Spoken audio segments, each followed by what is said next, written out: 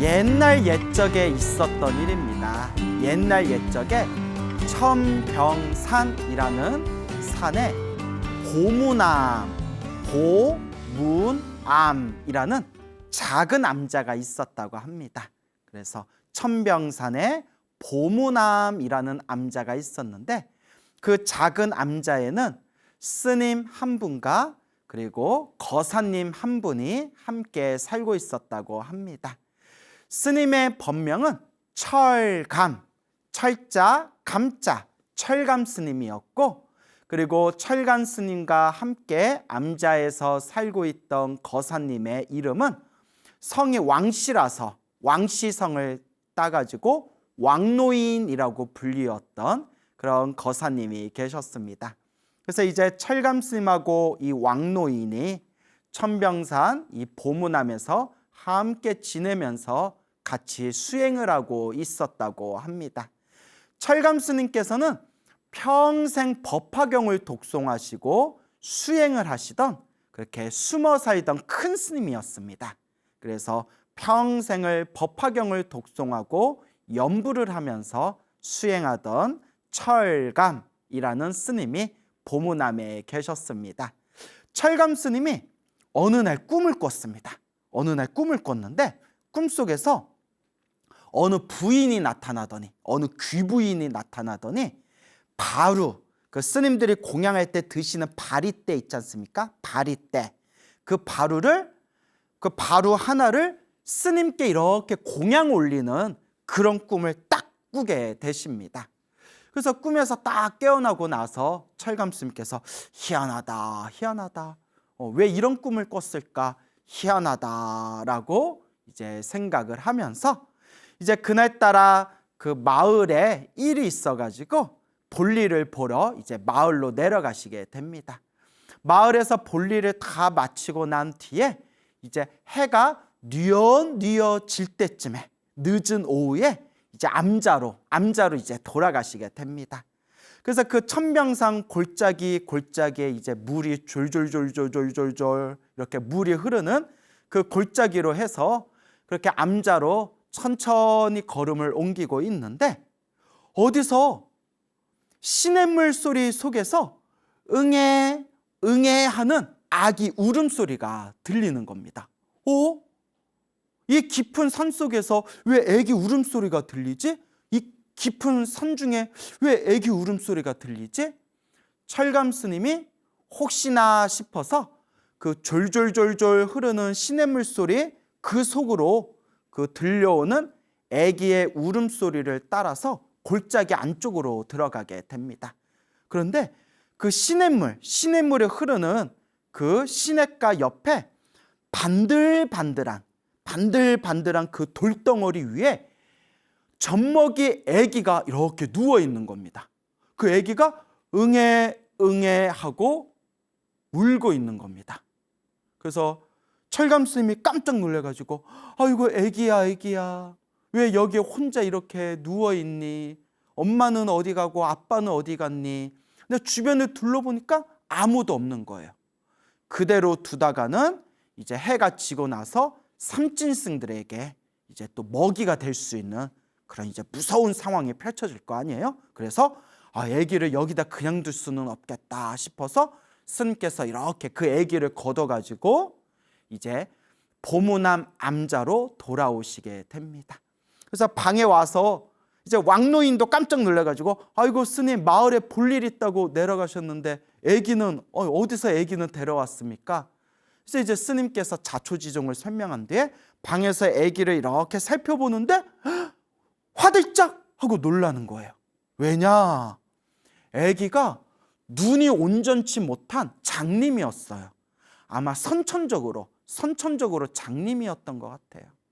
그러니까 너무 안타까워서 스님도 한숨을 푹 쉬고 왕노인도 아이고 하고 이제 탄식을 하게 됩니다. 그래서 우리 철감 스님하고 왕노인이 이제 서로가 대화하기를 이 아이가 우리 품에 들어오게 된 것도 다 인연법이 아니겠습니까? 우리가 한번 잘 키워봅시다 하고 서로 이제 이야기를 나누게 됩니다. 그래서 이제 스님하고 왕노인이 그 젖먹이 이제 아기를 아주 혼신의 힘을 다해 가지고 그렇게 이제 키우게 되는데요. 그래서 매일매일 마을에 내려가 가지고 그렇게 이제 마을 사람들에게 이제 적동량을 하게 됩니다.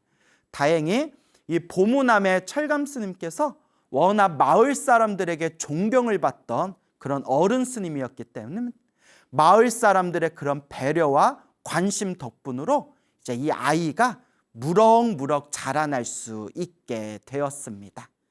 그렇게 세월이 손살같이 흐르고 흘러서 이제 그 아기가 이제 8살이 되었습니다. 근데 이 아이가 8살이 되니까 이제 말할 줄도 알고 이 사물을 이제 분간할 줄 아는 나이가 되었지 않습니까? 그때 이 아이가 자기가 남들과는 다르다라는 것을 이제 슬슬 눈치채기 시작합니다. 아, 나는 왜 눈이 보이지를 않을까? 왜 나는 눈이 이렇게 어두워서 다른 사람들과 같이 자유자재로 이렇게 움직일 수 없고 활동할 수가 없는가? 이제 이것을 스스로가 눈치를 채게 됩니다. 어느 날 이 8살이 된 이 아이가 엉엉 울면서 스님한테, 철감 스님한테 이렇게 말을 합니다. 스님, 제가 이 온전치 못한 눈으로 제가 이렇게 스님과 또 우리 이제 어르신과 이 수많은 사람들에게 도움도 못 되고 오히려 피해만 주는 것 같은데 제가 살아서 무엇하겠습니까, 스님? 저 그냥 죽고 싶습니다. 이러는 거예요. 그 어린 놈이 8살짜리가 너무 조숙하다. 그죠? 8살짜리가 뭘 안다고 엉엉 울면서 스님, 제가 이렇게 살아서 뭐합니까? 저 그냥 죽고 싶습니다. 이러는 거예요.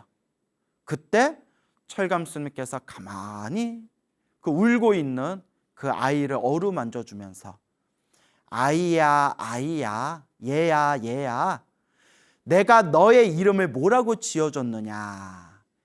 해안. 내가 너의 이름을 해안이라고 지어주었다. 해안. 지혜 해자에 눈안자예요. 지혜의 눈. 그래서 아이에게 해안, 지혜, 해, 눈, 안, 지혜의 눈이다 라고 이제 해안이라고 이름을 지어준 거예요. 얘야, 내가 너에게 왜 해안이라는 이름을 지어줬겠느냐? 이 육신의 눈은, 이 몸뚱아리의 눈은 허망하고 영원하지 못한 것이다. 덧없는 것이다.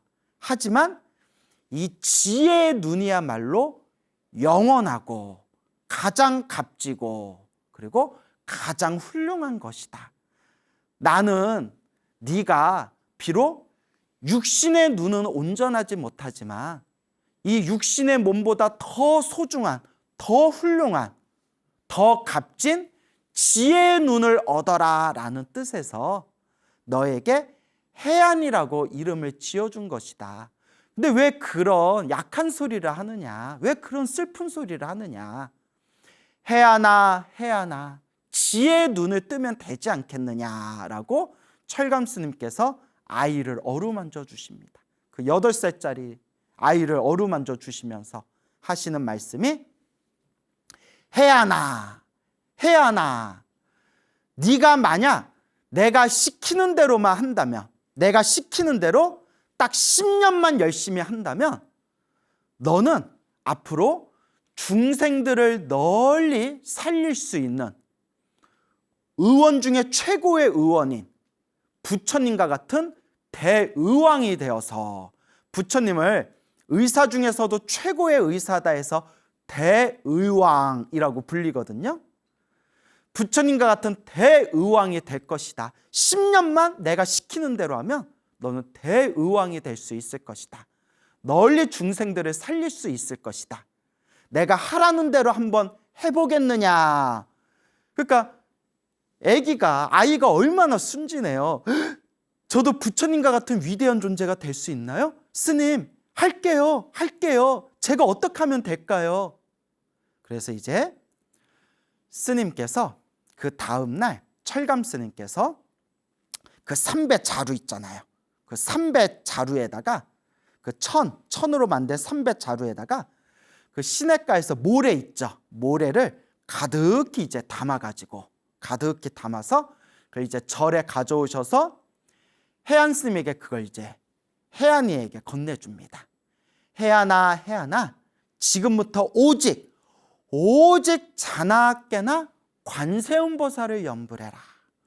오직 일심으로 일념으로 관세음보살을 염불해라.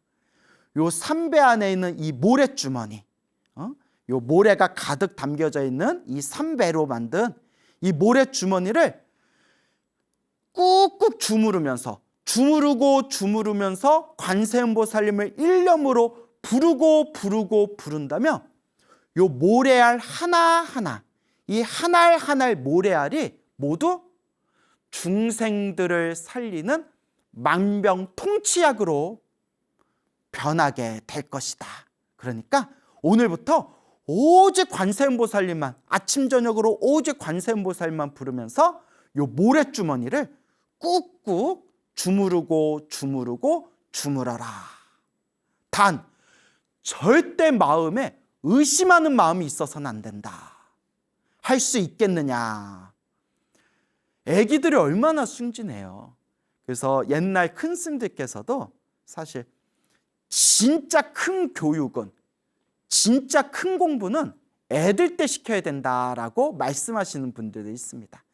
가장 순수하고 가장 믿음이 뛰어난 그 가장 맑은 그릇에 가장 큰 공부를 할 수 있는, 스펀지처럼 쭉 빨아들일 수 있는 그런 이제 그릇이 만들어진다는 것이죠.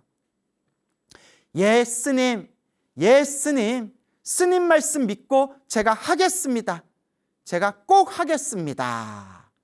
그래서 그 8살짜리 그 아기가, 8살짜리 아이가 그 안증맞은 손으로 매일매일 그냥 모래주머니를 주물딱 그렇게 모래주머니를 막 주무르면서 하염없이 하루 종일 관세음보살 오직 그 관세음보살만 부르게 됩니다. 그렇게 우리 해안 동자승이 관세음보살 부르면서 모래주머니를 주물러서 그렇게 9년의 세월이 지나가게 됩니다. 9년의 세월이 지나가게 되는데 그 9년 동안 하도 모래주머니를 주물렀다 해서 그 천이 다 해져가지고 그 천이 다 이제 터져버린 거예요. 그래서 새로 또 천을 갈아서 모래를 담아서 주무리고, 또 그 천주머니가 다 터지면 또 새로운 천으로 또 모래를 담아가지고 또 주무르고, 그렇게 수십 번 모래자루를 바꿨다고 합니다. 그래서 모래주머니는 수십 번을 바꿨지만 그 모래알은 썼던 것을 또 쓰고 또 쓰면서 그 모래알 한 알이 만병통치약이 되기를 바라면서 주무르다 보니까 나중에는 그 모래알이 서로가 막 주무르다 보면 서로가 막 비벼지잖아요. 나중에는 아주 그냥 반짝반짝거리는 유리알처럼 변했다고 합니다. 9년 동안. 근데 요 해안 스님이 아무리 봐도 아직은 모래알이 만병통치가 된 것 같지가 않아요. 뭐 이렇게 몇 개 찍어 먹었겠죠. 이렇게 너무 많이 먹으면 이제 맹장 걸리고, 이렇게 모래알 몇 개 이렇게 먹어보고, 아직은 만병통치가 아닌 것 같아. 오로지 스승인 철간 스님 말만 믿고 쪼물럭 그렇게 이제 모래주머니를 그렇게 이제 주무르게 됩니다. 요새 초등학생 애들은 하도 똑똑해가지고 이제 이런 거 안 믿을 거예요. 예? 요새 초등학생들은 이제 무슨 얘기 해주면 그 자리에서 스마트폰으로 검색을 해봐요. 애들이 어찌나 애들이 영악해졌는지. 그래서 저도 초등학생 때, 초등학교 저학년까지만 하더라도 산타클로스 할아버지가 진짜 있는 줄 알았거든요. 저 아직도 기억나요. 초등학교 다닐 때 친구하고 산타클로스가 있냐 없냐 때문에 막 대판 싸운 적도 있거든요. 요새 애들은 안 믿더라고요. 에이 스님 우리가 애들인 줄 아세요? 애들이 그런다니까요. 근데 옛날 애들, 옛날 그 산골에 살던 그 옛날 옛적의 애들은 얼마나 맑고 순수해요. 오로지 스승님 말만 믿고 모래알 하나하나리 만병통치약이 되기를 발언하면서 관세음보살 그 모래주머니를 9년 동안 주무르게 됩니다.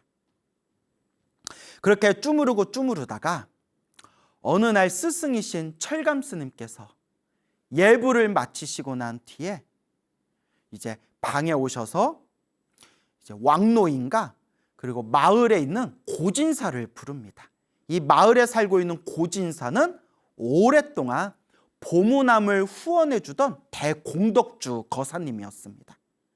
그래서 방에 이제 고진사하고 왕노인하고 이제 어느덧 이제 훌쩍 성장한 해안 스님을 옆에 두고 다음과 같이 이야기합니다. 철감 스님께서 제가 이제 세상의 인연을 다한 것 같습니다. 제가 이제 이 세상을 떠나더라도 부디 우리 진사님, 고진사님 우리 보문함을 잘 지켜주시고 우리 왕노인을 도와가지고 우리 보문함을 계속해서 그렇게 후원해 주시기 바랍니다. 그동안 너무 감사드렸습니다 하면서 해안 스님한테 해안아 내가 세상을 떠났다 하더라도 슬퍼할 필요 없다. 만나면 헤어지고 헤어지면 언젠가 또 만나지 않겠느냐. 다만 지금처럼 한결같이 부처님과 관세음보살을 염불하면서 꾸준히 공부를 하여 내 뒤를 잇거라 라고 신신당부를 합니다. 그리고 철감 스님께서 이제 자신의 이제 이야기를 이제 다 전하고 난 뒤에 깨끗하게 목욕을 하시고 새 옷을 갈아입으신 뒤에 부처님과 관세음보살님 염불을 하면서 그 자리에 편안하게 누우셔서 세상을 떠나시게 됩니다. 너무 멋있다. 그렇죠. 나도 나중에 그렇게 가고 싶다. 하여튼 그래서 그렇게 철감 스님께서 세상을 떠나시고 그 다음 해가 되었을 때 드디어 우리 해안 스님이 모래주머니를 주무르고 관세음보살을 염불한 지 딱 10년이 되는 해였어요. 10년이 되는 해였는데 분명히 스승이신 철감 스님께서 네가 내 말대로 10년만 주무르면 이 모래알이 만병통치약이 될 것이다 라고 하셨는데 10년이 됐는데도 모래알은 그냥 모래알이에요. 그래서 다른 사람 같으면 속았다 훌떡 속았다 라고 생각할 수도 있었겠지만 이 맑고 깨끗하고 순수한 마음을 가졌던 해안 스님은 스승이 나에게 거짓말할 이유가 없다. 스승이 나를 속였을 리가 없다. 10년 동안 모래를 주물렀는데도 만병통치약이 되지 않았다면 앞으로 내가 10년을이라도 내가 더 열심히 염불하면서 이 모래주머니를 주무르겠다. 이렇게 새롭게 마음을 먹습니다. 야, 대단하다. 야, 나 같아도 못할 것 같은데. 참 이게 순수한 사람들이 있어요. 그러니까 순수한 사람들은 스승을 잘 만나야 돼요. 순수한 사람들이 스승을 잘 만나면 아주 큰 공부를 이룰 수 있지만 그 삿된 스승을 만나버리면 오히려 순수한 사람들은 몸과 마음을 다칠 수가 있습니다.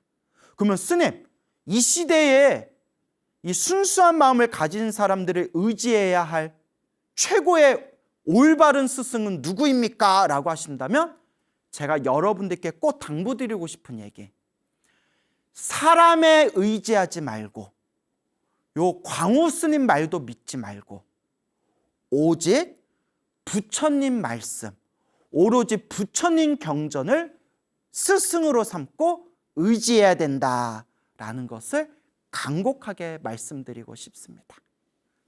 어쨌거나 10년이 그렇게 됐을 때 갑자기 마을에 있는 사람이 막 그 보문함에 헐레벌떡 뛰어오더니 스님 큰일 났습니다. 마을의 고진사님이 쓰러졌습니다. 쓰러졌습니다. 이러는 거예요. 그러니까 평생 동안 이 보문함을 그냥 일념으로, 일심으로 한결같이 보문함을 보호해 주던, 그리고 후원해 주던 고진사님이 쓰러졌다니까 놀래가지고, 아이고 우리 그렇게 인덕을 갖추신 진사님이 왜 갑자기 그렇게 쓰러지셨을까 해가지고 그 마을 사람을 따라가지고 고진사님 댁에 해안 스님이 찾아가게 됩니다. 이제 눈이 안 보이니까 마을 사람 이제 이렇게 손을 붙들고 이제 따라갔겠죠. 그래서 딱 들어가 봤더니 고진사님이 중풍으로 쓰러진 거예요. 중풍으로. 하고 이제 중풍으로 딱 쓰러져 버린 거예요. 그래서 자기가 어떻게 해야 될지 모르겠는 거예요. 어떡하지? 의원은 왔다 갔습니까? 그 의원은 뭐랍니까? 이거 어떡하지? 그래서 자기가 할 줄 아는 게 뭐예요? 해안 스님이 평생 10년 동안 했던 게 뭐예요? 쭈무르던 거잖아요. 주물주물 쭈무르는 거였잖아요.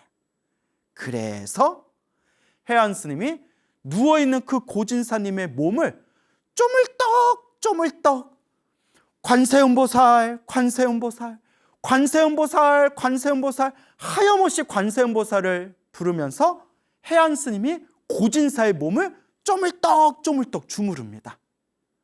그렇게 한참을 주무르는데 갑자기 의식을 잃었던 고진사가 한숨을 푹 내쉬면서 아이고 잘 잤다 하면서 자리에서 부스스 일어나는 거예요.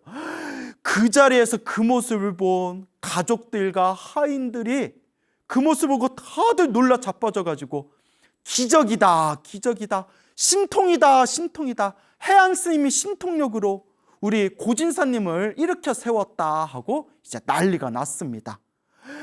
맞아요. 그 모래알이 만병통치 약이 된다고 했잖아요. 모래알이 만병통치 약이 된 게 아니라 해안 스님 손가락이 만병통치 약이 된 겁니다. 10년 동안 관세음보살을 하염없이 부르면서 일념으로 모래주머니를 쭈무렸던 그 손가락이 만병통치가 된 거예요. 이렇게 점점 사람들 사이에서 해안 스님의 소문이 퍼지면서 순식간에 그 산골짜기, 천병산 산골짜기 있는 보문함에 수많은 사람들과 병자들이 모이게 됩니다. 그러니까 이제 해안 스님이 이제 병자들이 찾아오면 이렇게 쪼물딱 이렇게 주물러주면 다들 병이 벌떡벌떡 병이 낫는 거예요. 막 전국에 막 소문이 퍼지고 사람들이 막 미어 터지니까 이제 어떻게 예약제로 이렇게 예약제 받고 줄이 길면 중간에 안표도 팔고 내용이 좀 이상해지네요. 웃자간 말이고. 그래서 해안 스님이 이제 이렇게 힘들고 괴로운 병자들을 내가 이제 위로해 주겠다. 그들의 아픔을 조금이라도 어루만져 주겠다라는 자비심으로 그렇게 찾아오는 사람들을 이제 만져주고 그들의 병을 치료해 주게 됩니다. 그렇게 해서 그 짧은 시간 동안 이 해안 스님의 이름이 이제 전국에 널리, 나라에 널리 퍼지게 되었는데, 그때 그 왕궁에 왕과 왕비가 큰 근심에 빠지게 됩니다. 그냥 눈에 넣어도 아프지 않은 금이야 오기야 키운 공주가 있는데, 공주가 갑자기 쓰러져서 3년 동안 의식을 못 차리는 거예요. 그래서 나라 안에 있는 수많은 명의들을 불렀지만 공주가 의식을 차리지를 못하고 자리에서 일어나지를 못하는 겁니다. 그러다 문득 그 나라 안에 널리 이제 이 해안 스님의 소문이 퍼지면서 저 천병상 보문함에 해안이라는 젊은 스님이 있는데 그 스님이 손으로 스치기만 하더라도 병자의 병이 다 사라지더라 라는 이제 소식을 듣고는 왕명을 내려서 사신을 보내가지고 이제 우리 해안 스님을 이제 모시게 됩니다. 그래서 이제 해안 스님이 부랴부랴 이제 서울로 상경을 해가지고 이제 왕궁에 들어가게 됩니다. 이제 왕궁에 들어가가지고 이제 누워 있는 이제 공주님, 이제 눈은 보이지 않으니까 이제 사람들의 도움을 받았겠죠. 누워 있는 공주님의 이렇게 맥을 짚어본 뒤에 그 공주님 몸에 있는 맥을 따라가지고 관세음보살, 관세음보살. 그 관세음보살의 거룩한 자비로운 그 손길을 마음에 떠오르면서 그 공주님의 몸에 있는 맥을 따라서 이렇게 이제 지압을 해주게 됩니다. 그렇게 한참 동안 관세음보살, 관세음보살 연부를 하면서 공주님의 맥을 지압해주고 지압해주고 그렇게 한참 동안 지압을 해준 뒤에 해안 스님이 자리에서 일어나기도 전에 공주님이 눈을 번쩍 들고 3년 동안 의식을 잃었던 공주님이 의식을 되찾게 됩니다.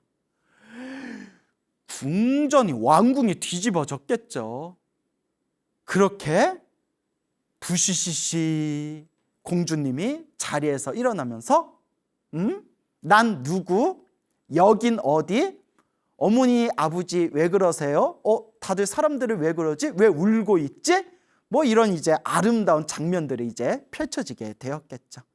어쨌거나 3년 동안 누워있던 공주가 건강을 되찾게 됩니다. 왕과 왕비가 얼마나 감동을 받았겠어요. 스님, 소원이 뭡니까? 스님의 소원이 뭡니까? 모든 소원을 다 들어주겠습니다. 근데 여러분, 이제 사이비들은 이제 가짜 사이비들은 이제 막 돈을 요구한다거나 권력을 요구한다거나 이러겠죠. 하지만 우리의 맑고 깨끗하고 순수한 우리 해안 스님은 저는 아무런 소원이 없습니다. 저는 어서 보문함에 돌아가서 저를 찾는 병자들을 조금이라도 더 치료해주고 싶습니다. 와, 완전 모범 답안이야. 모범 답안. 이렇게 말해야 왕이 더 감동받잖아요. 이거 약간 감동 파괴인가? 예, 완전 모범 답안. 이렇게 얘기해야 왕과 왕비가 와, 정말 훌륭하신 성인이시다 이렇게 감동받잖아요. 예, 웃자고 한 말이에요, 여러분. 저는 그냥 절로 돌아가기를 원합니다.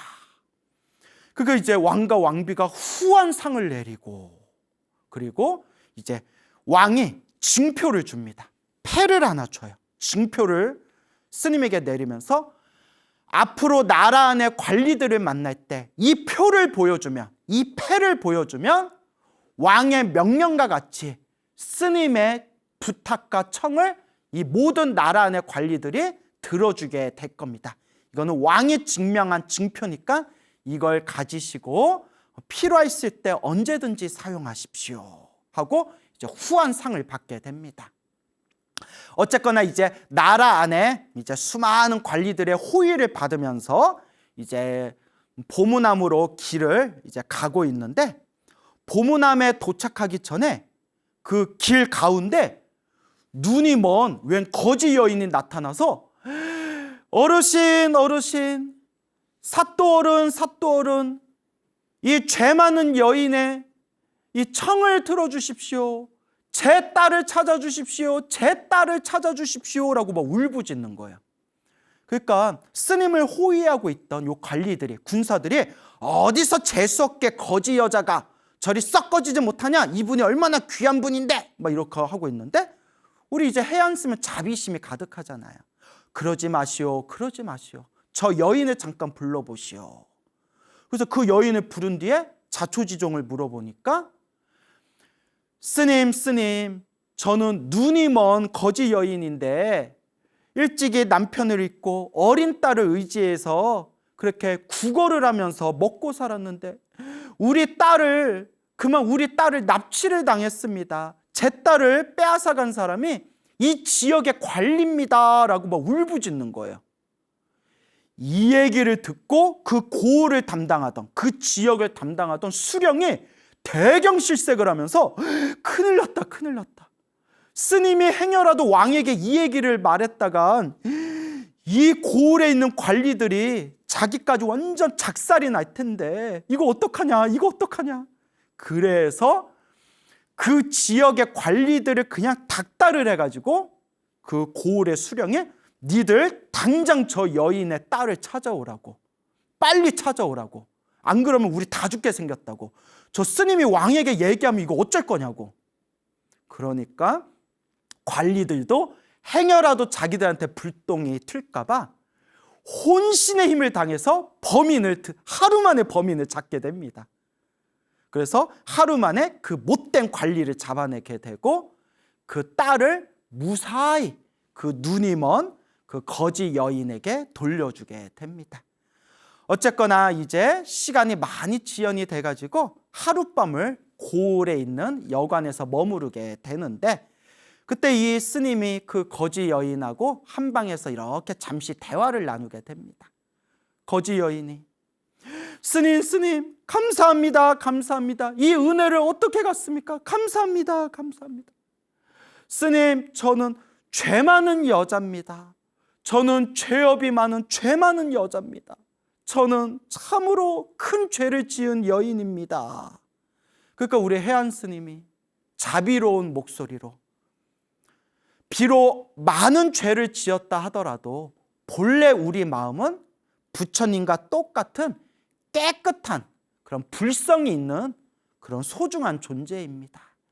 지금부터라도 자기가 지은 죄업을 참회하면서 오직 관세음보살을 염불하십시오. 관세음보살, 관세음보살 하고 이렇게 부처님의 가르침을 설법해 줍니다. 그때 그 거지 여인이 그 스님의 설법을 듣다가 해안 스님도 눈이 멀었다, 눈이 먼 장님이다라는 걸 딱 이제 알아차리게 됩니다. 그때 이 거지 여인이, 이 장님인 거지 여인이 해안 스님에게 자신이 지은 죄업을 털어놓게 됩니다. 스님의 이야기를 듣다 보니까 제가 옛날 생각이 납니다.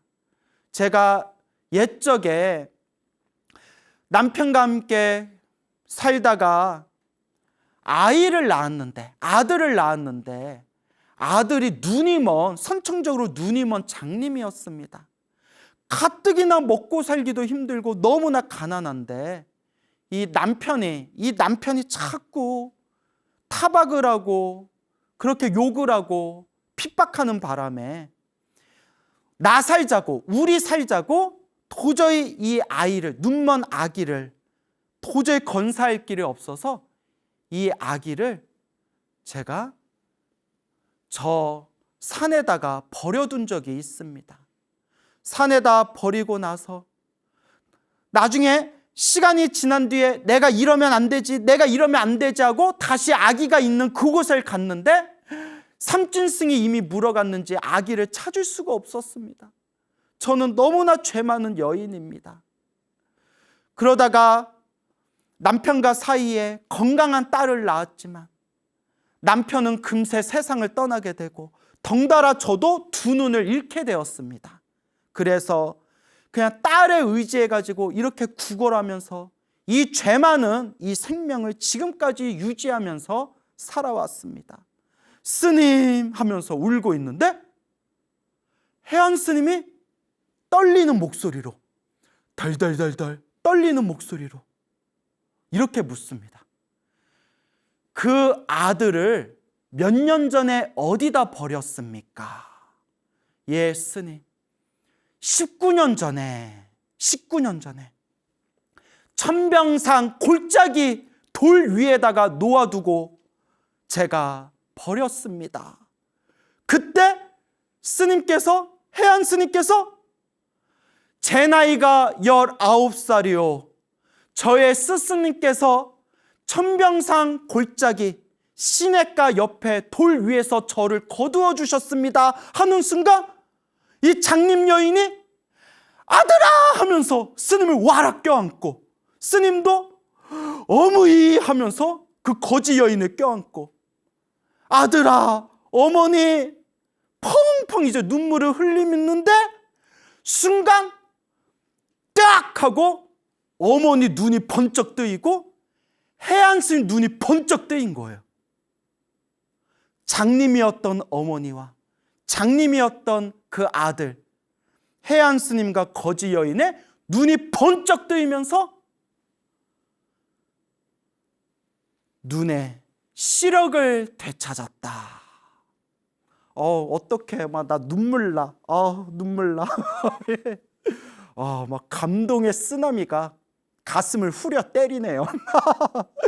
예. 이 내용은 언제 봐도 감동스러워요. 그 다음 날 사람들이 해안 스님과 그 여인을 보고 모두 다 놀란 거예요.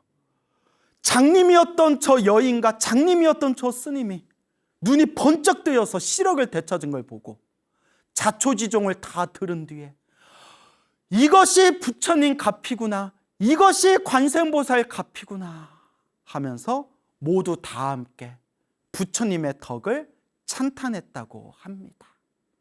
그렇게 해안 스님은 어머니와 이제 그 자기 여동생이죠, 자기 누이를 데리고 보무남으로 들어오게 됩니다.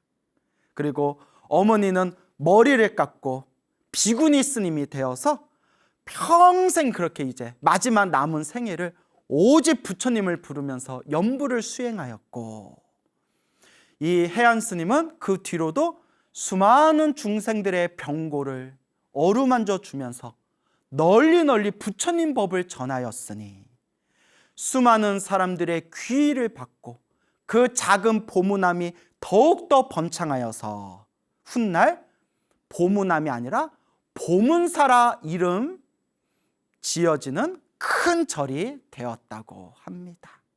너무나 감동의 이야기가 아닐 수 없습니다. 힘들고 괴롭고 너무나 답답할 때 좌절하지 마십시오. 우리 부처님께서 경전에서 항상 말씀하셨다시피 좋은 인연도 나쁜 인연도 내가 지은 업의 인연이다. 결국 내가 풀어야 할 나의 숙제들이다.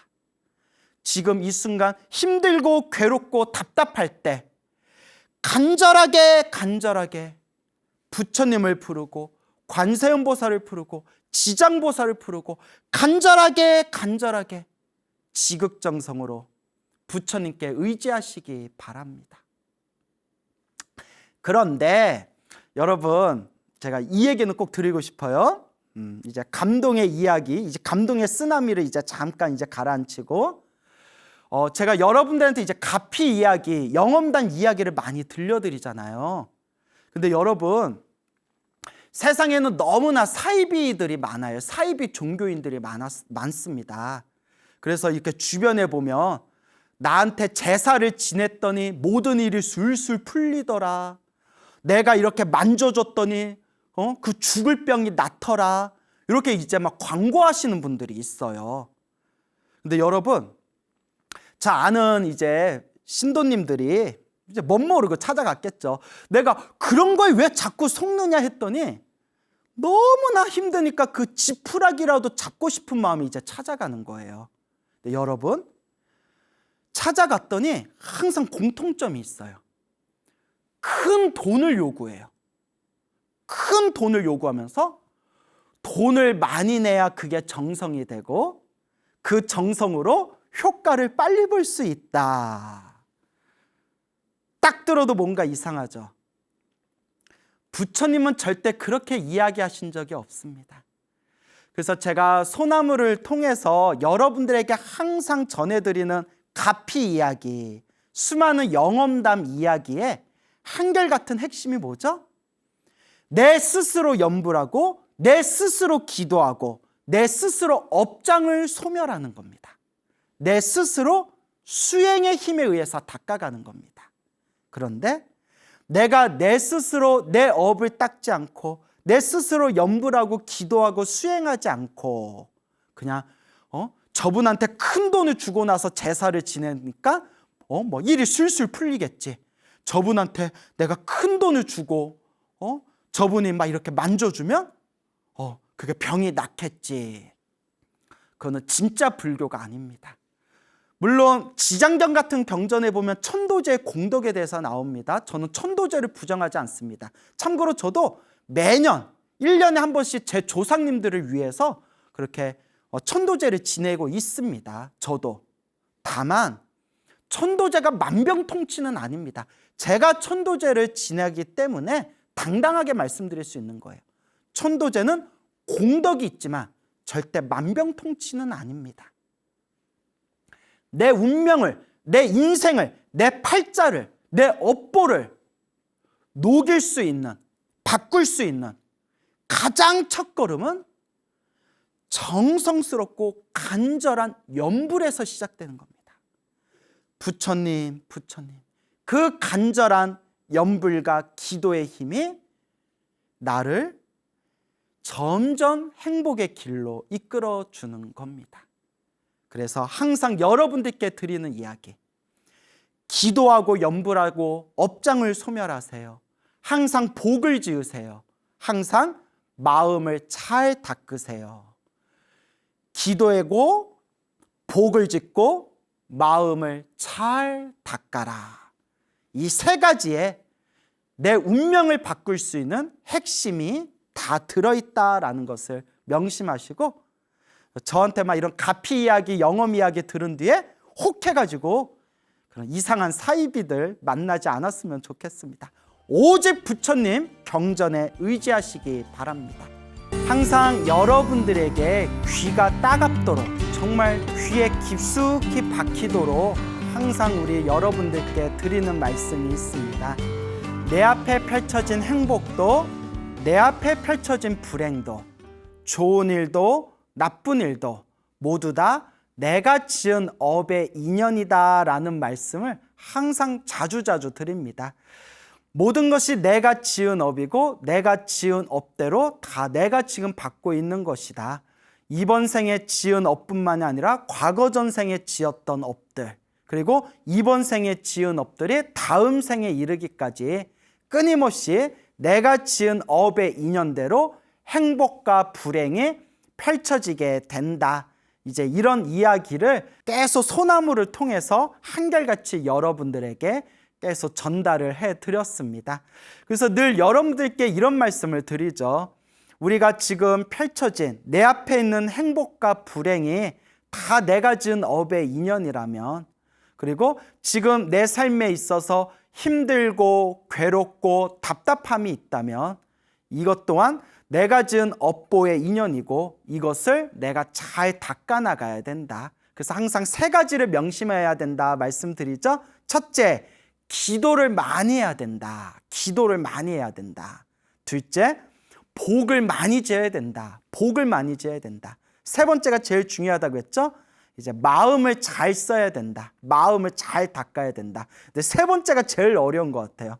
저도 나름대로 매일매일 기도하고 있고 또 나름대로 매일매일 그리고 조금씩이라도 복을 지으려고 많이 노력을 하는데, 요 마음 닦는 거, 요 마음을 잘 쓰는 거는 정말 평생이 걸려도 정말 닦기가 어려운 것 같습니다. 하지만 이와 같이 꾸준하게 기도하고 꾸준하게 복을 짓고 이 마음을 잘 닦아 나간다면 반드시 내 운명이, 내 팔자, 내 타고난 에너지가 점점 좋은 쪽으로 알게 모르게 변하게 되고 바뀌게 된다라는 말씀을 그동안 소나무를 통해서 누누이 여러 가지 체험담이나 가피 이야기를 통해서 말씀을 드렸습니다.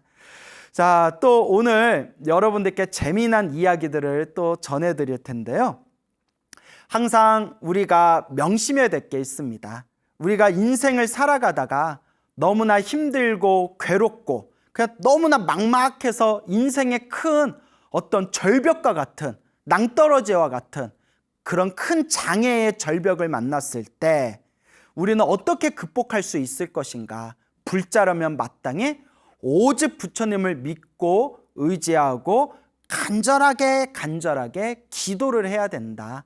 이 부처님의 가피와 부처님의 에너지는 이 우주에 충만해 있기 때문에 내가 기도를 통해서 부처님의 그 가피의 에너지와 주파수를 하나로 딱 맞췄을 때 놀라운 신비한 기적과 같은 그런 가피의 체험을 이룰 수가 있다라고 말씀을 드렸습니다. 그러니까 지금 당장 좋은 일이 일어나든 지금 당장 나쁜 일이 일어나든 좋은 일이든 나쁜 일이든 신경 쓰지 말고 내 빚을 닦는 마음으로, 내 숙제를 닦는 마음으로, 지금 내 공덕을 쌓는 마음으로 꾸준하게 기도하고 복짓고 이렇게 마음을 하나하나 닦아 나아가야 된다. 이것을 우리 불자분들께서 항상 가슴에 되새기고 명심하셔야 됩니다. 어느 불자님의 이야기입니다. 그 불자님께서 아주 불심이 깊으신 아주 돈독한 믿음을 갖고 계신 불자님이 계시는데 25년 전쯤이래요. 약 25년 전쯤에 남편분께서 이렇게 사업을 하시는 남편분께서 크게 사기를 당하셨대요. 크게 사기를 당하셔가지고 결국은 이제 한 1억이 넘는 빚을 지게 되었답니다. 이제 은행 쪽으로 1억이 넘는 빚을 지게 되었대요. 그러니까 이제 남편분께서는 눈 뜨고 당하신 거예요. 눈 뜨고 당하시고 이제 갚아야 할 부채, 그 빚이 이제 은행에서 이제 그 빚을 지게 됩니다. 그러니까 25년 전에 1억이면 얼마입니까? 25년 전에 1억이 넘는 돈이니까 지금으로 쳐도 한 몇 배는 되지 않겠습니까? 그러니까 가뜩이나 지금 사업이 다 망해버려서 정말 지금 어떻게 입에 풀칠하기도 힘든 상황에 25년 전에 1억이 넘는 그런 빚이 있으니까 보살님께서 너무 막막하고 힘들고 괴로우신 거예요. 이 빚을 어떻게 갚아야 되나? 이 빚을 어떻게 갚아야 되나? 정말 막 집도 넘어가게 생겼고 여러 가지로 너무나 힘든 상황이 펼쳐지게 됩니다. 보살님이 너무나 힘들어 하니까 어머님이 되게 불심이 깊은 분이셨대요. 친정 어머님이 이렇게 보다 못해서 그때 그 법화경 책을 이렇게 주셨대요. 묘법연화경, 법화경 경전을 주시면서 오직 부처님만 믿고 이거 사경해봐라. 법화경 사경하면서 간절하게 기도해봐라 라고 이렇게 권유를 하셨답니다. 근데 이것도 전생에 성근이 있으니까, 전생에 착한 뿌리가 있으니까 기도할 수 있는 거예요, 여러분. 제가 항상 자주 드리는 이야기지만 너무나 업장이 두껍고 너무나 이 업보가 두꺼운 사람들은 아무리 기도해라 해도 기도를 하지를 않아요. 또 처음에 기도하면 좋다는데 하고 기도 좀 몇 번 하다가 금방 떨어져 나갑니다. 기도에 집중을 못해요. 그렇기 때문에 지금 이 상황에서 어쨌거나 기도에 대한 믿음을 일으키거나 기도를 꾸준히 하겠다는 마음을 일으키는 것 자체가 여러분 그래도 전생에 복이 있어야 가능한 거예요. 전생에 선근, 착할선, 뿌리근, 착한 뿌리가 있어야 기도에 집중할 수가 있는 겁니다.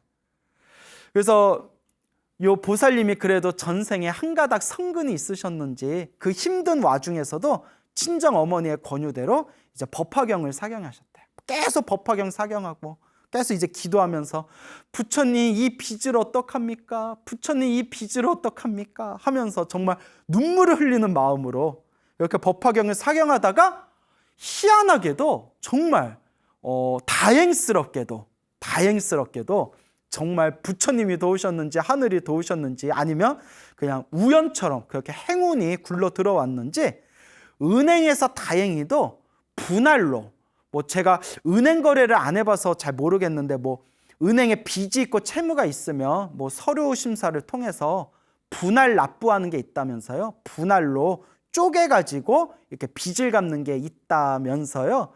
그래서 은행에서 분할 납부하셔라. 빚을 얼마 동안 기간을 드릴 테니까 분할로 해서 납부해라 라는 통보를 받았답니다. 그러니까 그것만으로 좀 한시름이 놓여지더래요. 그것만으로 조금 한시름이 놓였는데 그런데 비록 분할 납부여가지고 조금 부담은 덜해졌지만 1억이 넘는 돈, 25년 전에 1억이 넘는 돈이니 얼마나 또 가슴이 먹먹하고 답답하겠어요. 그래서 믿을 건 부처님 기도밖에 없다. 그래서 계속 기도하면서 밖으로는 이제 일 다니시고 계속 시간이 날 때마다 기도하시면서 부처님 제발 이 빚을 꼭 갚게 해주세요. 제발 이 빚을 갚게 해주세요, 부처님. 저희 집안에 있는 이 빚을 빨리 갚게 해주십시오 라면서 계속 마음으로 되뇌이면서 이제 법화경 사경을 하시고 기도를 하셨다고 합니다. 그렇게 이제 얼마의 시간이 지난 뒤에 이런저런 인맥들로 인해서 이런저런 인맥의 도움에 의해서 이렇게 운이 좋아가지고 이것도 다 자기 복이지만 운 좋게도 그때 초창기 로또 복권 아시죠? 로또 복권 처음 시작될 때 그때 로또 판매점을 하나 열었대요. 로또 판매점을. 그때 로또 판매점을 하나 다 열었는데 로또 판매점을 열고 그때 처음에는 별로 호응이 없었대요. 호응이 없다가 갑자기 로또 상금이 빵 터지면서 세간의 이목이 주목되면서 그때 로또 붐이 일어났대요. 로또 붐, 로또 바람이 확 일어나면서 그때부터 사람들이 막 구름같이 몰려들더래요. 로또 사려고.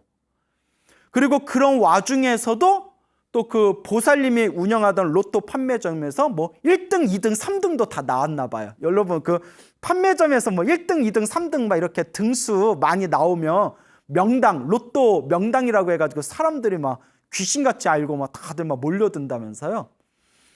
그래서 그때 정말 몇 년 동안 돈이 술술 들어왔대요. 돈이 술술 들어와서 그 돈으로 그때 있었던 빚을 갚고 갚아서 드디어 몇 년 만에 도저히 이 빚을 어떻게 갚나라고 막막했던, 정말 먹먹했던 그 빚을 몇 년 동안에 결국 다 갚았답니다. 결국 다 갚았대요. 다 갚았는데 그렇게 몇 년 전에 그 로또 판매점을 이렇게 관할하는 그런 뭐 직원들이 있나 봐요. 그래서 그 로또 판매처를 관할하는 이렇게 로또 직원이 와가지고 이제 보살님한테 그랬대요. 아유, 다른 집은, 다른 가게는 초창기에 로또 복권, 여기 가게 시작하신 다른 분들은 엄청 떼돈 벌어가지고 빌딩 세웠다는데, 저기 사장님은 그 돈으로 뭐 하셨어요? 어디다 쓰셨어요? 이렇게 물어보더랍니다. 그러니까 이 보살님이 속으로 그냥 웃으면서 속으로 예, 빚 갚았어요. 다 빚 갚았어요. 이렇게 속으로 그냥 대뇌었답니다. 그래서 지금은 좀 로또 바람이 많이 가라앉고 주변에 판매처가 많이 생겨가지고 옛날보다는 좀 수입이 많이 줄었대요. 물론 이제 그냥 먹고 살 정도는 되지만 옛날보다는 수입이 줄어가지고 보살님이 하시는 말씀이 돈이 술술 들어올 때 그때는 이제 빚 갚느라, 은행에 빚 갚느라, 부채를 갚느라 그냥 다 써버리고 다 돈 갚아버리고 이제 좀 돈 모을 때쯤 되니까 이제 조금 수입이 확 줄어들었대요. 그래서 보살님이 이제 불교 공부를 하신 분이니까 내가 정말 전생에 오라지게 내가 정말 전생에 숙제가 많았나 보다. 전생에 지은 빚이 엄청 많았나 보다.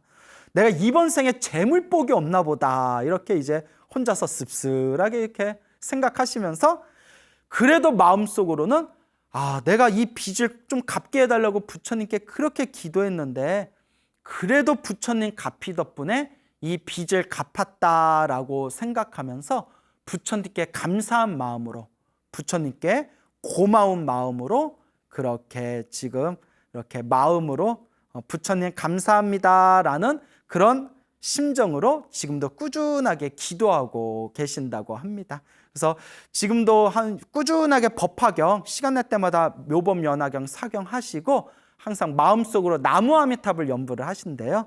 그 우리 BTN의 이제 연불이라는 그런 이제 또 프로그램이 있죠. 제가 하고 있죠.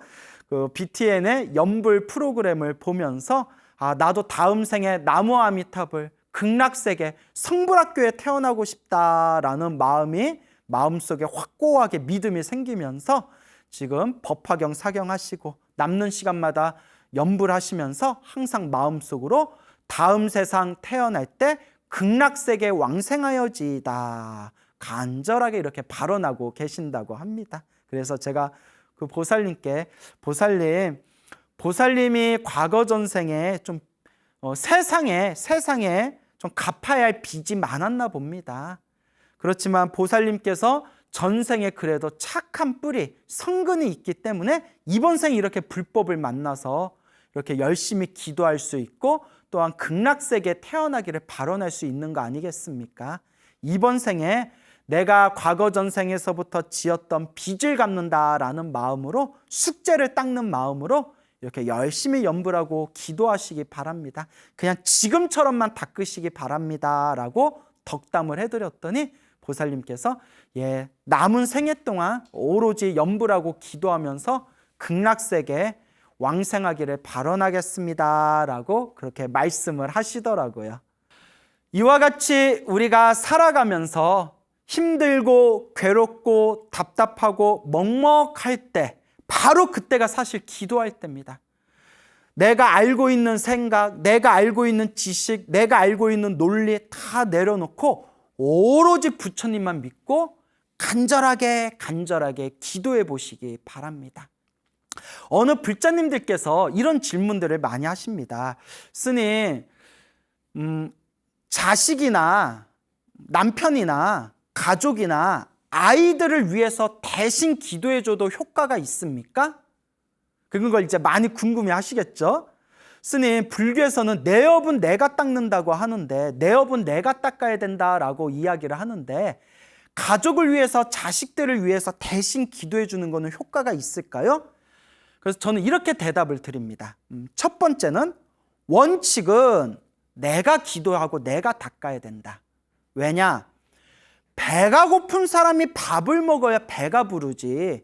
아유, 우리 아들이 배고프구나. 아들 배고프지? 엄마가 밥 먹어줄게 하고 엄마가 대신 밥 먹는다고 아들이 배부른 건 아니지 않습니까? 그와 같이 내 업을 닦고 내 복을 지으려면 결국은 내가 닦아야 되는 게 원칙입니다. 이게 원칙이 돼. 옛날 큰 스님들이 또 말씀하시기를, 그러나 부처님의 가피는 참으로 묘하고 참으로 오묘해서 누군가를 위해서 대신 기도해줘도 그 간절한 그런 어떤 마음의 에너지 때문에 불보살님의 가피가 있기는 있더라라는 말씀도 하십니다. 그러니까 첫 번째 원칙은 배가 고픈 사람이 밥을 먹듯 내 업장과 내 복은 내가 닦아야 되는 게 원칙이 돼. 그렇지만 누군가를 향한 간절한 기도가 그 사람에게도 가피의 에너지를 전달해 줄 수 있기는 있는 것 같다라는 말씀을 옛날에 기도를 많이 하신 큰 스님들께서 그런 이야기를 하십니다. 그래서 어느 어른 스님께서는 비유를 이렇게 드시더라고요.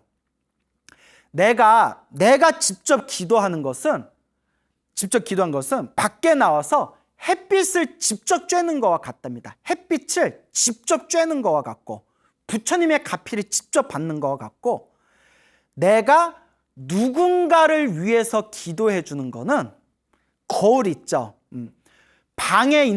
어두운 방에 있는 사람한테 내가 거울에 반사해가지고 거울에 반사한 빛으로 그 사람에게 빛을 비춰주는 것과 같다. 이렇게 이제 비유를 드십니다.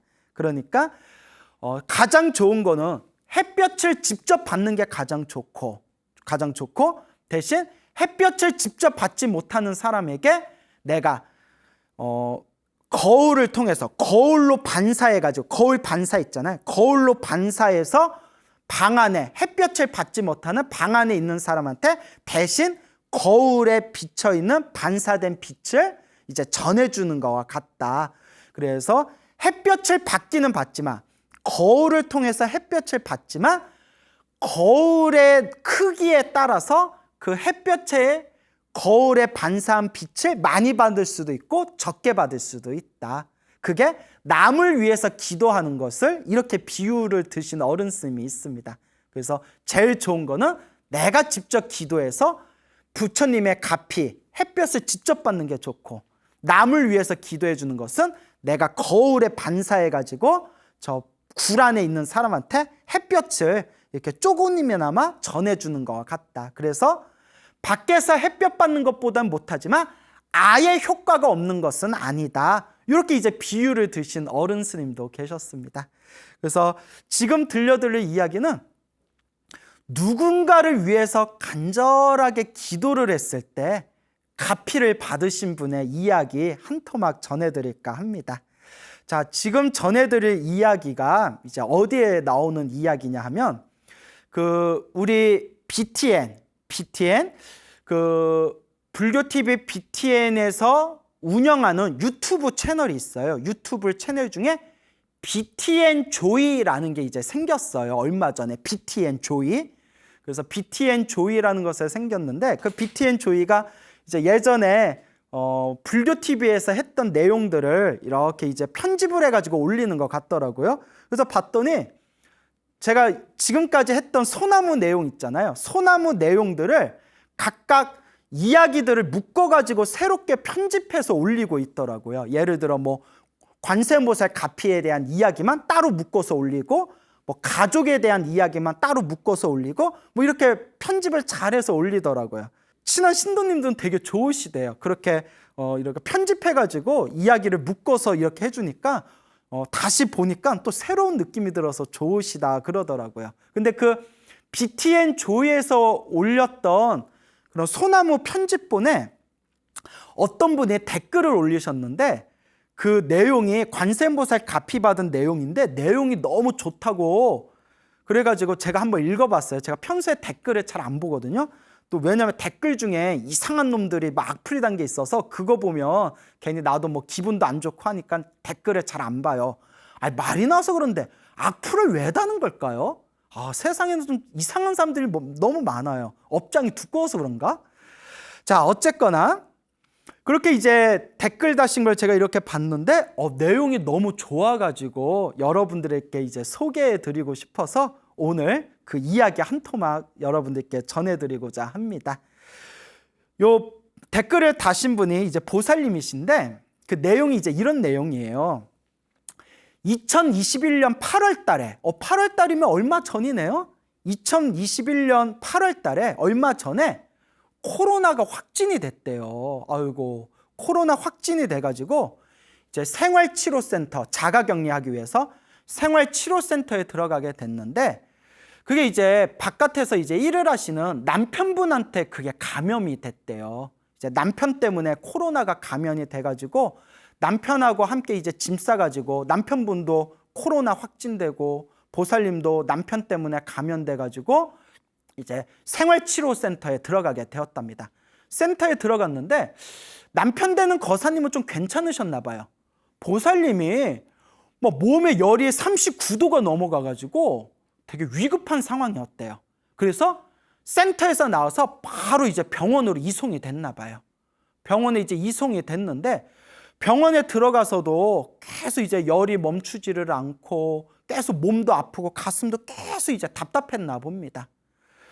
그러니까 이제 남편 되는 거사님께서 남편분께서 막 미안하고 걱정되고 막 오만 가지 마음이 드셨을 거 아니에요. 그러니까 미안한 마음, 나 때문에 감염됐는데 라는 미안한 마음, 그리고 걱정되는 마음, 우리 마누라 잘못되면 어떡하나 그런 미안함과 걱정, 근심 그 모든 것 때문에 거사님도 평소에 절을 다니셨나 봐요. 요 남편 되는 거사님께서 그 당신이 있는 방에 창문 밖에 이렇게 소나무가 보인대요. 소나무. 우리 방송도 소나무지 않습니까? 소나무가 보이는데 그 소나무가 부처님이다 이렇게 생각하고 계속 소나무를 바라보면서 하염없이 이 거사님이 관세음보살을 불렀대요. 관세음보살. 그래서 잠자는 시간 빼고는 하루 종일 그 소나무를 바라보면서 관세음보살을 하루 종일 연불 하면서 마음속으로 관세음보살님, 우리 부인, 우리 마누라 제발 살려주세요. 우리 마누라 살려주세요라고 간절하게 그렇게 연불을 하셨나 봐요. 매일매일 며칠 동안. 자, 그렇게 보살님께서 병원에 들어가시고 병원에 이제 입원을 하시고 한 9일 정도가 지났나 봐요. 9일 정도가 지났는데 막 가슴은 너무 답답하고 뭐 이렇게 폐에 문제가 생긴다고 하잖아요. 호흡하기 힘들다고 하지 않습니까? 가슴이 너무 답답하고 열은 내리지가 않고 말도 제대로 못할 정도였대요. 말도 제대로 못할 정도로 그렇게 몸이 너무 이제 아프고 힘든 상황에서 그날 9일째가 지났을 때 잠에 들었대요. 새벽에 잠에 들었는데 그때 꿈에서 40대 정도로 보이는 하얀색 옷을 입은 여자가 이렇게 쓱 나타나더래요. 하얀색 개량한복 같은 하얀색 옷을 입은 한 40대로 보이는 아주 얼굴이 좋아 보이는, 얼굴이 선하고 참해 보이는 그런 이제 여자가 싹 나타나더니 이제 자기하고 무릎을 맞대고 이렇게 앉으시더래요. 그 40대 하얀색 옷을 입은 사람이 딱 이렇게 앉더니 몸속에서 뭘 빼야 된다. 몸속에 있는 걸 이렇게 꺼내야 되는데 아프지 않으니까 괜찮다 이러면서 요 몸이 아픈 보살님 몸에서 뭐 이렇게 손가락 길이만한 나무 조각을 손가락 길이만한 나무 조각을 요 아픈 보살님 몸에서 쓱 빼더래요. 쓱 빼더니 그 나무 조각을 그 보살님한테 이렇게 주면서 다 나았다 이러시더래요. 다 나았다 하는 순간 꿈속에서 요 몸이 아픈 보살님이 아, 관세음 보살님이시구나 라는 생각이 저절로 딱 들더래요. 아, 관세음 보살님이시구나 하는 순간 꿈에서 딱 깼는데 그 순간 아, 관세음 보살님이시구나 하면서 의식이 꿈에서 딱 깼는데 꿈에서 딱 깨자마자 떠오르는 생각이 오늘 집에 갈 수 있겠다라는 생각이 저절로 딱 떠오르더랍니다. 꿈에서 깨자마자 오늘 집에 갈 수 있겠다. 아니나 다를까 얼마 후에 간호사실에서 전화가 왔대요.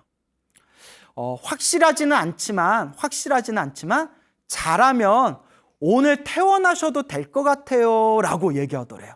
그 꿈을 꾸고 나서 딱 깼을 때 아, 오늘 집에 갈 수 있겠다라는 생각이 저절로 떠올랐는데 간호사실에서 확실하진 않지만 상황 봐서 오늘 퇴원하셔도 될 것 같아요 하더니 이제 뭐 이렇게 뭐 검진을 받았겠죠. 아마 검진 받고 마지막 이렇게 살펴보고 한 뒤에 일단 집에 가셔도 될 것 같습니다 라고 하는데 그때 병실에서 같이 그 병실을 쓰고 있는 사람이 4명이래요. 이제 4명을 그 병실에 같이 쓰고 있는데 그 4명에 원래 있던 사람들이 먼저 입원해서 벌써 2주가 지났는데도 아직 퇴원을 못하고 있는데 가장 먼저 들어온 자기가 한 열흘도 되기 전에 이제 퇴원하게 되니까 원래 입원했던 분들이 다들 깜짝 놀라면서 아이고 이렇게 빨리 퇴원하실 줄 몰랐다고 이렇게 이제 놀라하셨다는 그런 이제 내용입니다.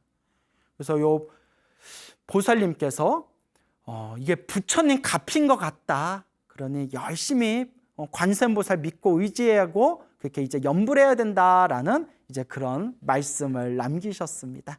그래서 이제 누군지는 잘 모르겠지만 이렇게 소중한 자신의 체험담 이런 경험담을 또 전해주셔서 우리 보살님 너무 감사드리고요. 항상 몸이 건강하시기를 그렇게 또 제가 축원드리는 바입니다.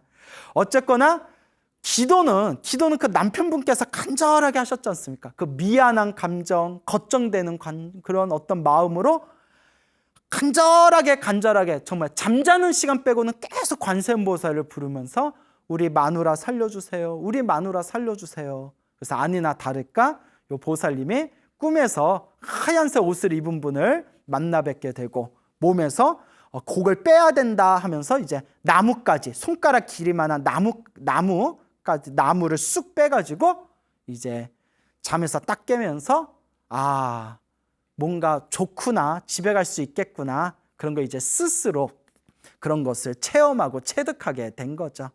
뭐 이런 이야기를 평소에 소나무에서 자주 이야기했기 때문에 여러분들이 뭐 더 특별히 신기할 것도 없겠지만 항상 이제 명심하고 항상 여러분들이 되새겨야 될 부분이 있습니다. 이런 얘기 맨날 귀로 들어봤자 의미가 없습니다, 여러분. 이런 얘기, 남의 기도값이 받은 얘기 맨날 들어봤자 그냥 남 얘기에 불과할 뿐입니다. 소나무에서 굳이 이런 이야기들을 수집해가지고 여러분들에게 들려드리는 이유는 하나입니다. 실제로 믿음을 가지고 기도하셔라 라는 뜻입니다. 여러분들 본인이 기도하셔야 됩니다. 지금 이 순간, 이 영상을 보는 이 순간, 지금 이 순간 나무 아미타불을 부르든 관세음보살을 부르든 지장보살을 부르든 지금 이 순간 염불하셔야 됩니다. 지금 이 순간. 이와 같이 항상 내 삶 속에서, 내 생활 속에서 항상 부처님을 믿고 의지하고 염불하고 기도해 나아가신다면 이와 같이 보이지 않는 은은한 에너지, 은은한 가피가 여러분들을 항상 보호해 줄 것이다 라는 것을 마음에 명심하시고 되새기시기를 바랍니다. 이와 또 비슷한 얘기예요. 어느 불자님이 계셨어요. 보살님이 계셨는데 연세가 좀 드셨어요. 연세가 좀 드셨는데 어렸을 때부터 이제 일을 많이 하고 젊었을 때도 좀 험한 일을 많이 하셨대요. 그래서 나이가 드셔서 그 젊었을 때 고생한 그런 뭐 피곤함이 몸에 누적돼서 그런지 그 뼈마디가 욱신욱신 아파가지고 병원에 갔더니 류마티스 관절염이었다고 합니다. 그 류마티스 관절염 걸리면 엄청 좀 아프다면서요. 보살은 특히 손가락이 많이 아프셨대요. 손가락이. 왜냐면 손으로 일을 많이 하니까. 손가락이 이렇게 관절이 아프셨는데, 근데 이 보살님이 이제 매일매일 기도하고 특히 이렇게 사경을 많이 하셨대. 이렇게 부처님 경전 사경을 많이 했는데, 손가락이 아프니까 사경을 많이 할 수가 없잖아요. 그래도 보살님은 왠지 이렇게 사경을 하면 이렇게 마음이 이렇게 안정되는 느낌이 들더랍니다. 그래서 이제 사경할 때마다 부처님께 마음속으로 부처님, 제 손가락이 빨리 나았으면 좋겠습니다. 손가락이 나으면 제가 편안하게 더 열심히 사경을 했으면 좋겠습니다. 라고 마음으로 이렇게 이제 간곡하게 빌면서 그렇게 이제 몇 년 동안 사경을 하셨대요. 한 2, 3년인가 꾸준하게 사경을 하셨는데, 우리 같으면 2, 3년 지나도 효과가 없으면 아유 뭐 이런 거 뭐 해봤자 효험 없나 보다 이런 생각이 들 수도 있잖아요.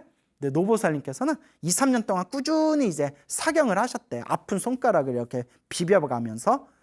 그러다가 어느 날 꿈을 꿨는데 누가 하얀색 가운을 입은 어떤 사람이 침을 가지고 나타났대. 침, 하얀색 가운을 입은 사람이 침을 이렇게 가지고 나왔더니 자기 손가락을 이렇게 보더니 보살님, 노보살님 손가락에다가 침을 몇 방을 딱딱딱 놔주더래요.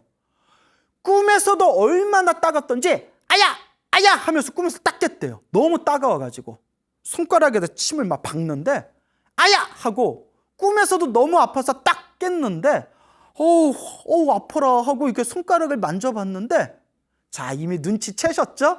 뭐 이런 얘기 하도 소나무에서 많이 해가지고 이제 뭐 특별히 신기할 것도 없어요. 그 꿈을 꾸고 나서 손가락 관절염이 싹 나으셨대요. 이거 말해놓고도 참, 제가 말해놓고도 야 이런 얘기하면 과연 사람들이 믿을까 싶은 생각이 자주자주 들어요. 그런데 많은 불자님들이 저에게 응원과 격려의 그런 어떤 메시지를 보내주시면서 항상 하시는 말씀이, 스님, 저희들은 믿습니다. 왜냐? 저희들이 체험해봤기 때문에, 저희들이 직접 체험을 했기 때문에 저희들은 믿습니다라는 말씀을 하십니다. 맞습니다, 여러분. 불교는 지식의 종교가 아닙니다. 불교는 체험의 종교입니다. 여러분들이 직접 맛을 보고, 여러분들이 직접 수행을 하고, 여러분들이 직접 체험을 하는 이 실천의 종교가 바로 불교입니다. 우리 주변에 많은 불자님들 중에 처음에는 절을 열심히 다니다가 어느 순간에 이제 절집의 발길을 끊어버리는 분들도 계시고, 어떤 분은 정말 한결같은 마음으로 끝까지 항상 이 불심을 가지고 꾸준하게 부처님 가르침을 공부하는 분들이 있습니다. 근데 이제 꾸준하게 부처님의 가르침을 닦으면서 열심히 이 복과 선업과 공덕을 닦는 분들을 보면 한 가지 공통점이 있습니다. 당신들이 뭔가 체험한 맛이 있습니다. 정말 부처님 가르침은 뭔가 있구나. 보이지 않는 가피가 정말 우리를 은은하게 도와주시는구나. 정말 절에 열심히 다니면서 부처님께 기도했더니 정말 마음이 편안해지고 나를 힘들게 했던 그 무언가들이 점점 가라앉고, 기도하면 기도할수록 내 삶이 점점 편안해지는구나.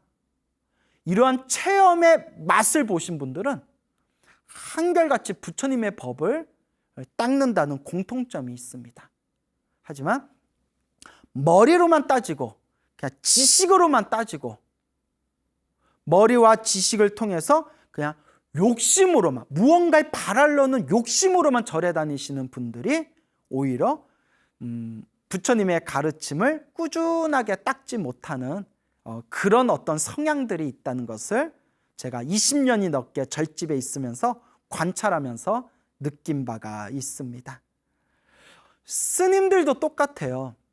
스님들도 다들 공부 열심히 하고 훌륭하신 분들이지만 또 우리 이렇게 주변의 스님들을 보면 뭔가 이제 수행하시고 또 뭐 기도하고 염불하고 간절하게 무언가 자신만의 수행을 닦은 사람, 특히 기도와 염불을 많이 하신 분들은 부처님 경전에 대한 믿음, 확신이 있어요. 그런데 그냥 책 보기만 좋아하고 불교를 그냥 지식으로만 따지는 분들, 딱히 이렇게 기도라든가 염불 같은 걸 많이 안 하신 분들은 부처님 경전에 대한 확신이 없는 경우를 제가 여러 번 봤어요.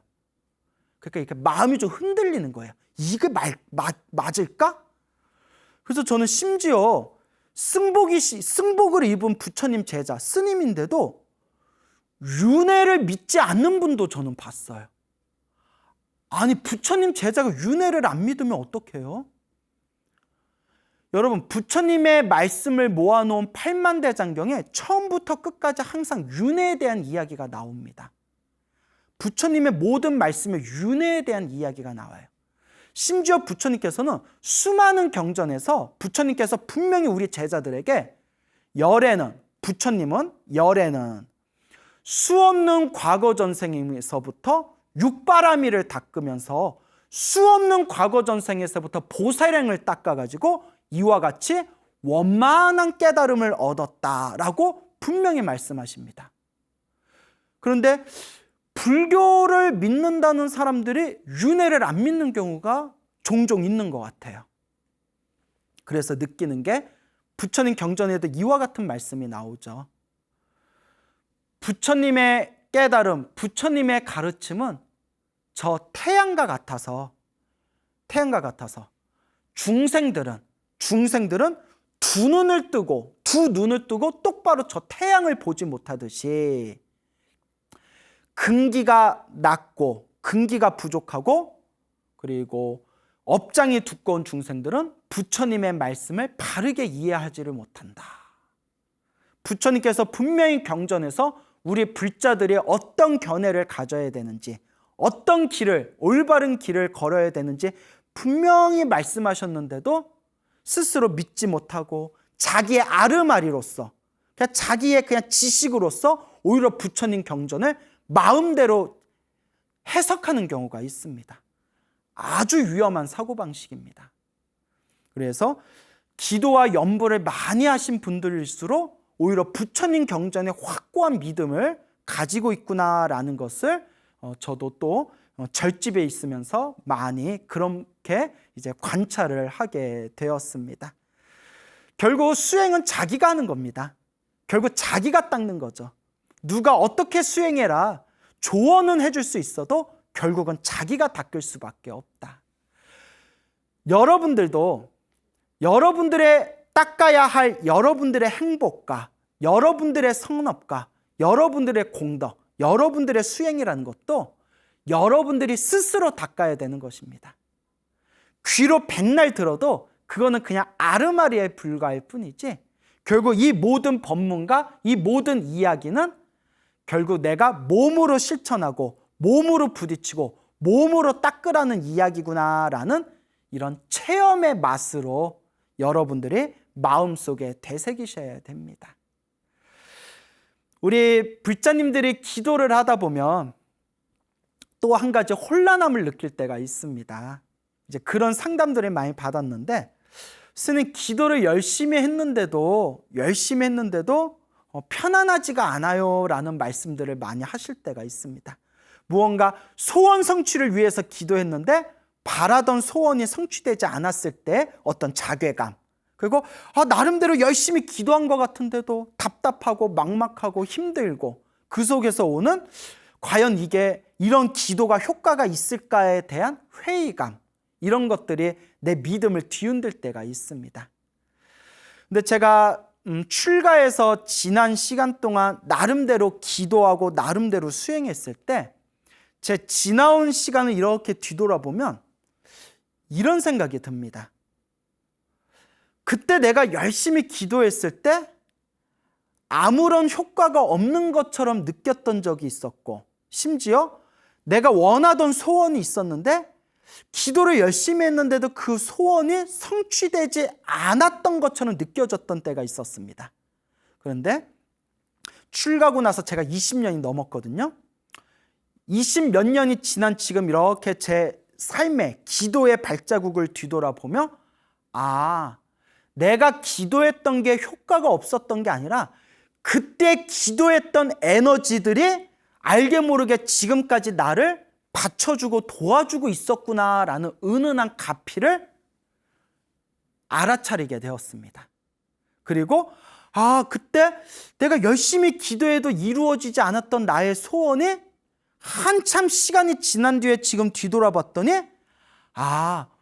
내가 원하던 소원이 이루어지지 않았을 뿐이지 전체적인 방향에서 보면 나를 더 좋은 쪽으로 나를 이끌어줬구나라는 것을 알아차릴 수가 있었습니다. 그렇게 20 몇 년 동안에 제 나름대로 기도하고 염불하고 부처님께 발언했던 나의 발자국들을 살펴봤더니 하나도 허투루, 하나도 공허하게 스쳐 지나가고 헛되게 사라진 것이 하나도 없었구나.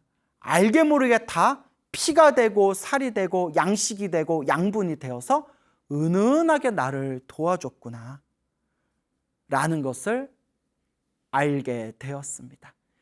이와 같이 우리 불자님들도 기도하실 때 꼭 명심해야 될 게 지금 당장 좋은 일이 일어난다에 집착해서는 안 됩니다. 기도 열심히 했는데 나쁜 일이 일어났네? 이것에 집착해서는 안 됩니다. 내가 원하는 일이 이루어지지 않았다 하더라도 지금 이 순간 기도한 그 공덕의 에너지는 나를 끊임없이 나를 보호해주고 좋은 길로 이끌어주고 있는 것이고, 기도하면서 힘들고 괴롭고 나쁜 일이 생긴 것조차 사실은 크게 받아야 할 나의 업보를 작게 작게 소멸해주고 있는 것이구나라는 믿음을 가지셔야 됩니다. 결론은 귀로 아무리 듣는 것은 의미가 없습니다. 지금 이 순간 기도하고 복을 짓고 마음을 잘 닦으셔야 됩니다. 이와 같이 닦아 나간다면 여러분들 삶에 있어서 여러분들의 운명의 에너지를 아름답게 행복의 열매로 점점 바꿔나갈 수 있을 것입니다. 여러분, 행복해지고 싶습니까? 행복한 삶을 창조하고 싶습니까? 복을 지으십시오. 선업을 지으십시오. 공덕을 쌓으십시오. 복과 선업과 공덕의 힘이 여러분들을 진정한 행복의 길로 이끌어 줄 것입니다. 여러분, 성불하십시오.